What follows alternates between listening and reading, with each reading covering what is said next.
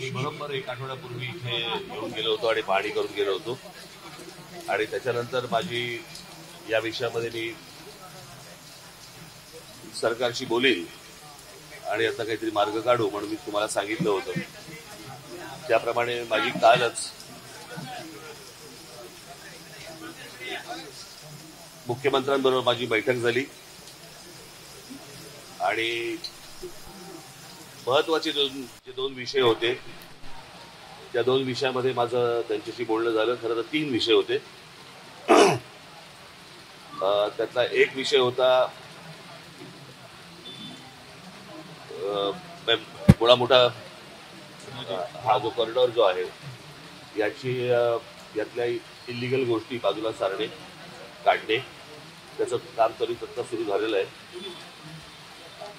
दुसरा विषय होता की रिडेव्हलपमेंटचा आणि रिडेव्हलपमेंटचा विषय अडला होता. फक्त तुम्हाला FSI मिळत नाही या गोष्टींसाठी कोणीही तिथे रिडेव्हलपमेंट करायला येणार नाही.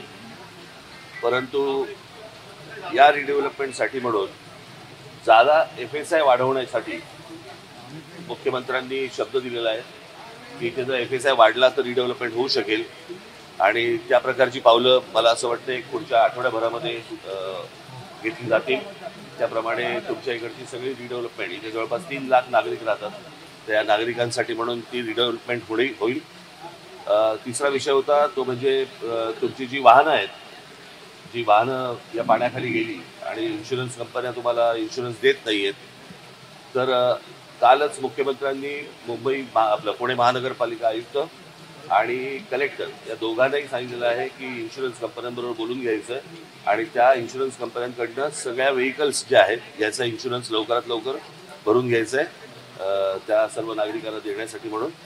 आणि मोठा रिव्हरफ्रंटचा जो प्रोजेक्ट आहे त्या प्रोजेक्टवरती पुण्यामधले जे तज्ज्ञ नागरिक आहेत यांची एक समिती करून महानगरपालिकेशी बोलूनच पुढचा कार्यक्रम होईल, पुढची डेव्हलपमेंट होईल.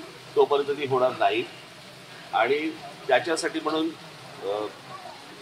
संरक्षक भिंती या लवकरात लवकर बांधण्यासाठी म्हणून कालच ऑर्डर पण दिली गेलेली आहे.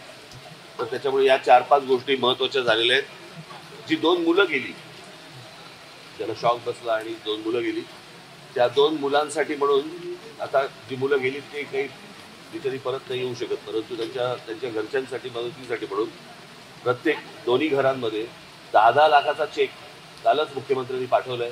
तो आज कलेक्टरकडे जाईल आणि कलेक्टर त्यांच्यापर्यंत तो चेक त्यांच्यापर्यंत पोहोचवतील.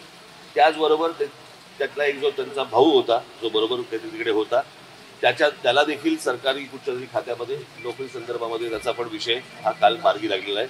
एवढी माहिती देण्यासाठी म्हणूनच फक्त एवढा मी आपल्यापर्यंत आलो. दुसरं मला काही सांगायचं नाही. ठीक आहे, धन्यवाद. ABP माझा, उघडा डोळे बघा नीट.